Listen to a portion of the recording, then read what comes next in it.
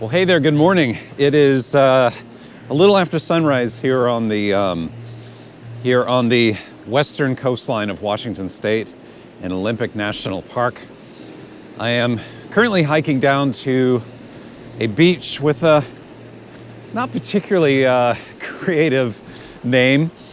Looks like almost like I'm hiking through Jurassic Park or something, because there is just green foliage everywhere, these giant green ferns all up and down these hillsides, these beautiful pine trees.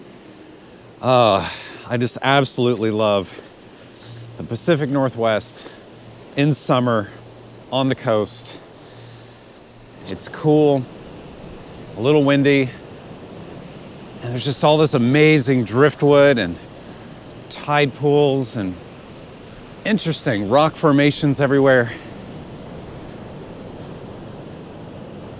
It's just wonderful. I'm the only person out here. I thought it being summer I would see at least some other people, but nope. It's just me and you and this wonderful beach out here on the coastline of Washington.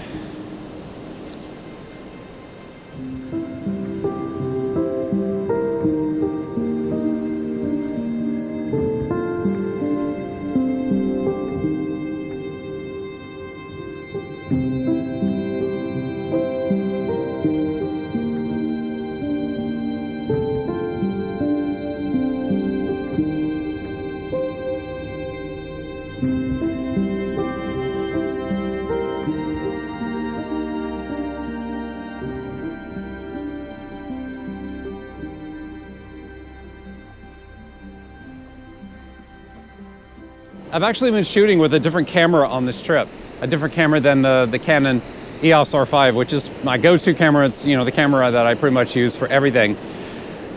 But for this trip, I decided that I would mix it up a little bit and try something different. And it's not a Canon camera. It's not a Sony. It's not a Fuji. It's not a Nikon. But rather, it is my old Mamiya RZ67 medium format camera.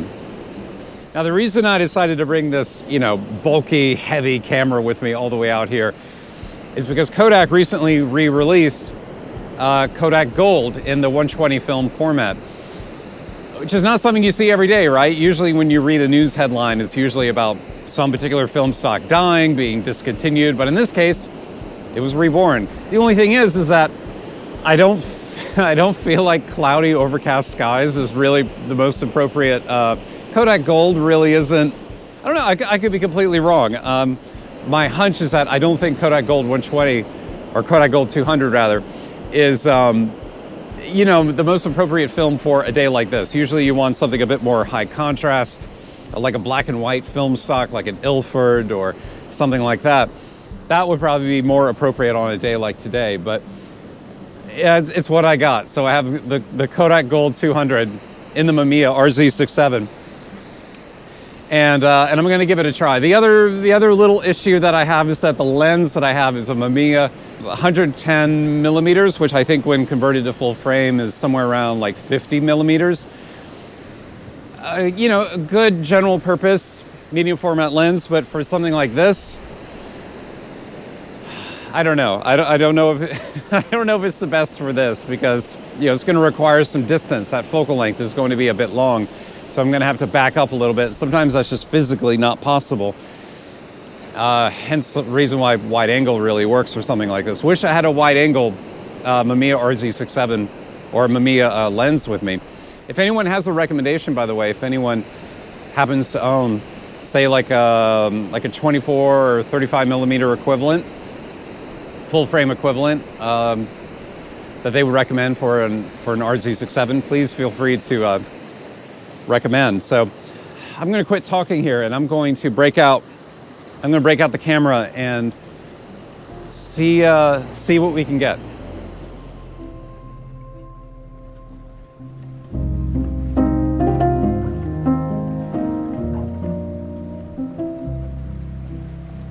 Okay, so here we are in the future, and I got my scans back. I had all of the Kodak Gold 200 that I shot out in Washington State processed and developed and scanned. All of that was done, by the way, by a lab called Richard Photo Lab. If you've never heard of Richard before, I'll link to them down below in the description. They're not paying for this video or sponsoring it or anything like that. They don't even know about it. I'm just mentioning them because that's where I got it done, and it's a place where I've always, had film developed and scanned in the past. And I think they do great work. So if you're interested, I'll link to them down below in the description. But anyway, really interesting results, not just from that morning that you just saw a minute ago, but I also used the Mamiya with Kodak Gold on other days as well, in different lighting conditions at different times of day, especially on some bright sunny days, which is really interesting. Like it's a completely different look than the look that I got on that particular morning, which we're going to dive in here and take a look at. Okay, so let's begin with this landscape image here. Now, the reason why I want to start with this image is because I feel like out of the 10 exposures that I captured that morning, 10 just sounds so pathetically small, doesn't it? But that's film. And with the Kodak Gold 120 in the Mamiya RZ67, that gives you 10 exposures per roll. So I only shot one roll that morning, 10 images, and that's it. Out of the 10 images that I captured, I feel like this is the one that turned out the best. That doesn't mean it's great.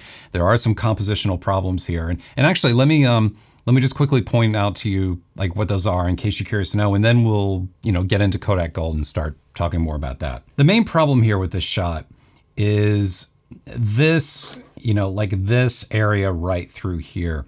It's just really kind of tight, this space and this gutter between what's happening in the foreground and what's happening in the midground back here. Unfortunately, some of these rocks are kind of, blurring into the rock in the foreground, and that's especially true like around the side here. This doesn't bother me quite as much. This is something in general always to look out for, and something that it's a mistake I make all the time.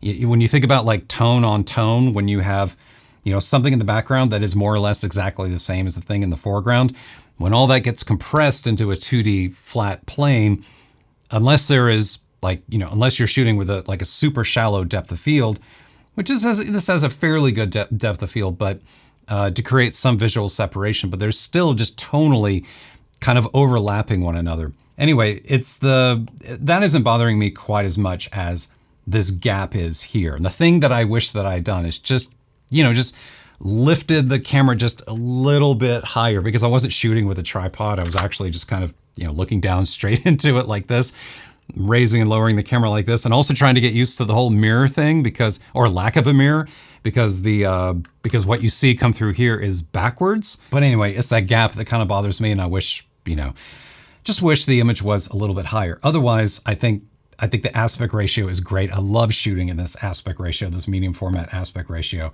Okay, so let's talk about Kodak Gold here. So when I shot with Kodak Gold, I was shooting everything like about one stop over. I used a light meter with my ISO set to 400 instead of 200, the box speed, because I wanted everything to be overexposed just a little bit. And that's, of course, something that you can do with film, because film, and we're going to see some examples here of this in a minute, you can really push it. Like you can push it a little bit harder without clipping those whites and those highlights, and it helps lift the shadows and the blacks in your shot. But the thing with Kodak Gold, and we're going to see this time and time again in all of these images, is that Kodak Gold is a very warm film. It is intentionally warm. Like it is designed by Kodak to have that warm Kodak look. And I think for me, when I look at Kodak images and when I look at Kodak Gold, and try to get a sense for like the feeling of it, Kodak Gold is very much like a summer film, to me at least. Like it's something that just embodies and has the feeling of like warm sunshine in the summer. And so you get a lift in the yellows and the oranges and the reds and your whites and your highlights. Now that's great on certain days and in certain lighting conditions, but on a flat, kind of drab and gray overcast day like this, I feel like everything kind of turns out a little beige, like a little brown, and I don't really like the color all that much. However, the thing that I really like about this image, and the thing that really surprised me when I got these images back from the lab, is just how much detail there is in this shot. And I think part of that is due to the fine grain of Kodak Gold. It has an ultra fine grain to it. The tighter the grain, the more detail and texture that you're able to see, because when you have like really coarse grain, then a lot of the aforementioned gets lost along the way. And I think this is attributable to not just the film itself, but I think also the camera, also to the RZ67. And this is a great, Mamiya lenses are great. This 110 millimeter here, which is equivalent to like 50 millimeter full frame. Fantastic lens. I mean, very, very sharp lens. And actually, when you really look at this and when you really zoom in and take a look, like in Photoshop or something like that, the image almost looks digital. Like it's that sharp. And there is some grain in there and some detail loss. Not quite as sharp as digital, but man, there is definitely some character to it. And it's just so nice to see. So after seeing this image here, which by the way is just straight off of a Frontier scanner at Richard, what I decided to do was to try and create the image that I had in my head, like when I was out there shooting this and I was saying, I really wish I had some black and white film. Well, I decided to, actually I gotta cancel out of this. I decided to convert this to black and white. And I feel like as a black and white image, yeah, I mean, this is where this really works for me. Like I did a little bit of dodging and burning, a little bit of editing. I lifted the contrast a little bit, or rather strengthened the contrast a little bit. And I mean, the detail and the texture here is just fantastic. It's just, I was very, very surprised, honestly, when I got this back and I saw these scans and I thought, wow, okay, like maybe I should be shooting film more often. If only there wasn't that little compositional problem there, because I so like the like the curvature of the water here, just kind of like leading your eye up into here and through here and back into the water. I just think it's really nice. And I love the kind of like the stair step, kind of zigzag approach of it. I feel like it gives the image depth. Anything that you can do in order to create those layers in an image helps create depth in the shot. I really like it as black and white. The color one, let me just go back, look at that. I mean, it is what it is. It's okay. But I was able to get like a pretty decent black and white shot out of it. So yeah, anyway, so that's it, converted to black and white. And now let's take a look at another one. So again, here with these fantastic tide pools. I mean, I just love the topography of this, like this little pocket here and here and here, and this little reflective bit back here. This is one of those times in which, oftentimes you hear people talk about the importance of a circular polarizer, how it's really great for like removing reflections and being able to see through water and all that. Sometimes that's good, but personally, I like the mirror finish sometimes. I like having that gloss because then it gives some contrast against all this like, jagged detail and all this, little bits and things that are all around it. And it just provides some nice visual contrast. Whereas if you were able to see through that reflection, it wouldn't be the same. So anyway, let me undo this really quick. And this image, I mean, again, this is one of those things where, you start kicking yourself later when looking at it. And the main mistake I made was just including far too much of this area up in here. There's just really nothing going on back there in that back left corner, and this is kind of like a dead space over here on the top right. And this back here just doesn't really work. And ideally, maybe if I pan the camera down a little bit, I mean, it's still not great. It could have been better, but I definitely included too much of that background in the shot because it didn't really help anything. But anyway, color-wise, I mean, yeah, it is what it is. It's kind of drab. I think I'm probably going to end up converting this to black and white and doing some work on it. But again, pretty beige looking for a, overcast morning. So what do we have next? Okay, so this one, this one's a little bit of a mess. This one I'm a little bit frustrated with because I was moving quickly and and I remember my kids were like, getting bored at the beach and they were in the car. And so I was like, trying to get some last shots before I left these wonderful sea stacks that were out there, just really, really beautiful. And yeah, there's just way too much going on down here in this lower right-hand corner, and I should have backed up a little bit. That was one of the issues and limitations of this 110 millimeter, is that everything was just, really, really close, and the camera could have used a wider lens. So Anyway, not a whole lot to see here other than, again, with that same tonality I was talking about before, that kind of beigey tonality. Okay, so now we're starting to see some shots that were more midday, more in the afternoon with brighter sun, not quite as overcast. And here is where I think Kodak Gold is fantastic. Gold is pretty awesome when it comes to detail and texture and sharpness and things like that. But when it comes to color, I feel like the best color out of this film is bright midday sun, because film is different than digital. Because, you know, a lot of times with digital, you get kind of, you know, paranoid about contrast, about blowing out your highlights. There's too much dynamic range, things like that. But I feel like film does just a remarkable job of handling that intense contrast really, really well. And it tames those highlights and those whites.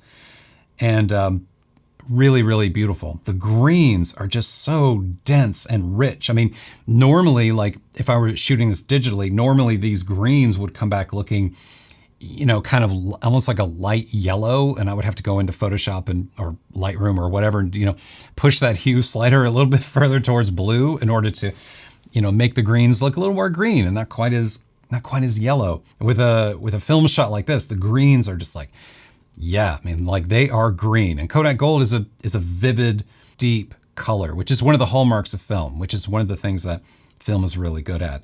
And again, we have, you know, nice color in the ocean. Not the best, I mean, but at least it's not, you know, like a robin blue. It's more of like a cyan blue. Really nice color there. And the other thing that I noticed, I mean, the sharpness of this when shooting at a distance is amazing. Like I was just very, very surprised when I saw this. I think, again, some of this is the film, is the fine grain of the film, and some of it is the lens. But I mean, really, really nice. I mean, I was just so surprised by how much detail this was capturing. And, you know, this is actually not too bad of a shot here if it wasn't for like cropping the sea stack over here. I kind of like taking the hillside completely out of it. Unfortunately, you know, I couldn't really do much because you have to stand on the hill in order to get this perspective, and can't exactly mount this to a drone or anything like that. But anyway, so yeah, I mean, somewhat of a, you know, kind of like a postcard image, you know, nothing particularly creative here, but I like it. And I think the colors are, nice. Let me move on here and take a look at another. Now this is another one here that really took me by surprise. This was, you know, we were down at the beach, you know, I was there with my family, and this is my daughter sitting on the rocks here. And she was kind of having this quiet moment, you know, just staring at the ocean. I love these kind of like non-posed shots, like ones that, I don't know, they just feel a little more authentic to me and a little more of the moment. And I'm always trying to, you know, not be noticed whenever I'm taking like photos of my family and everything. Okay, but when it comes to Kodak Gold, there are definitely some things to point out here. Again, we have that warm tone that I was talking about. The ocean has that same kind of cyan kind of color to it. But I remember when I took this shot that I used my light meter and I exposed for her white jeans here, which were being blasted by the light. I mean, this is like bright sunshine, midday, and remarkably, there is all this detail and texture that you're able to see in the jeans here. Like they have not been blown out, like at all. Like you can actually see like the grain of the threads in the cotton here, which is kind of unreal. You know how oftentimes you expose for the brightest thing and the entire image turns dark? I don't feel like that really happened here. Like I feel like the contrast is nice. Like there's still actually some detail in the side of this rock here. Not a lot, but at least it's not like, you know, straight up black. At least it's not like dead pixels or something. Another thing I want to point out is how nice this highlight roll off here, like this reflective, you know, part of her shoulder here, and how nice it rolls off into these midtones and into these shadows. Yeah, I mean, it just handles it so well. Okay, so another example here of a bright sunny day, and this was actually something that I captured intentionally because I wanted to see what it could do on a super high contrast sunny day like this. And here again, really nice detail and texture. I exposed and set my, did a spot meter reading off of the side of this white trailer here, which was just kicking light. I mean, there was just so much sunlight reflecting off of it. And yet it did a really nice job of retaining all that texture and detail, and it looks really, really nice. You know, the greens look green. They are dense. They are rich. They have, you know, they actually look green. There is still some detail and texture down in these shadows. So really, really impressive. I think this in general is just kind of like the summary and the takeaway of this video is, you know, Kodak Gold's pretty amazing on sunny days. Okay, next image here. So we spent some time in Seattle as well, and we went to this fantastic Japanese garden that is there in the city. If you're in Seattle or you're familiar with Seattle, you probably know exactly where this is.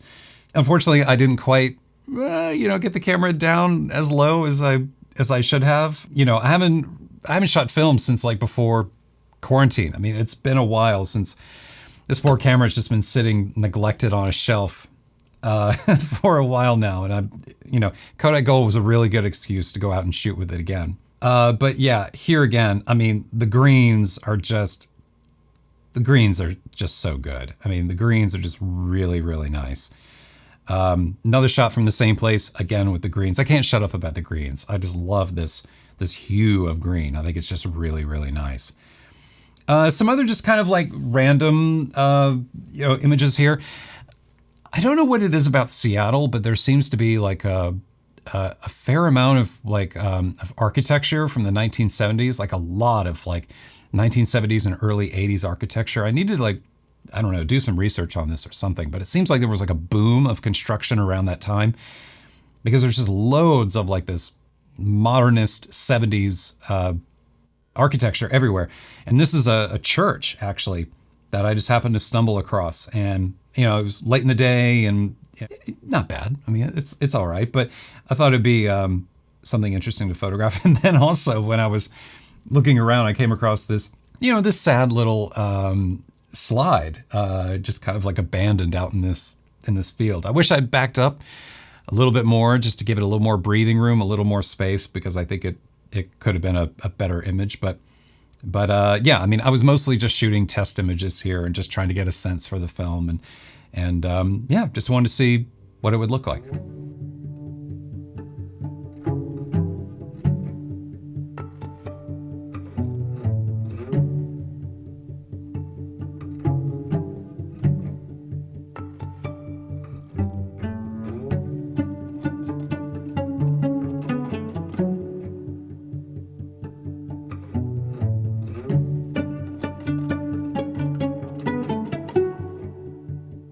And I hope this video was helpful. I hope you learned something about Kodak Gold 200-120 in this video, and perhaps got a sense for how it looks, what kind of character does it have, what kind of personality does it have, strengths and weaknesses.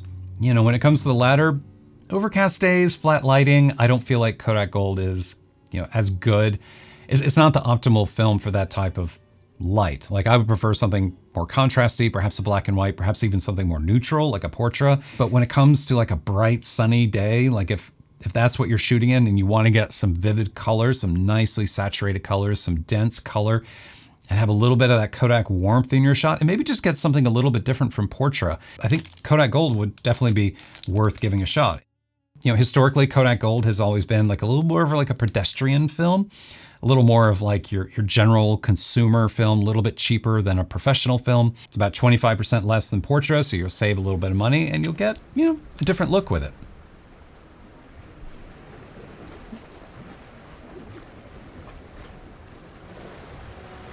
Oh, this has just been such a great morning. I've just so enjoyed coming out here and reacquainting myself with film once again, and kind of getting into the flow of that, and also just getting comfortable with not being able to see an image after you take one.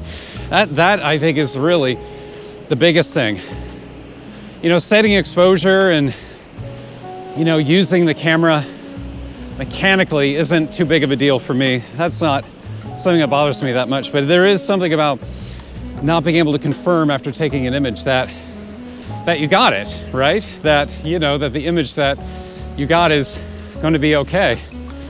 Anyway, folks, that is it for beach number 3 in Washington State. Damn, It is a bit of a climb back up to the road from the beach. But anyway, hopefully my images turned out all right. Hope you enjoyed the video. I'll see you around.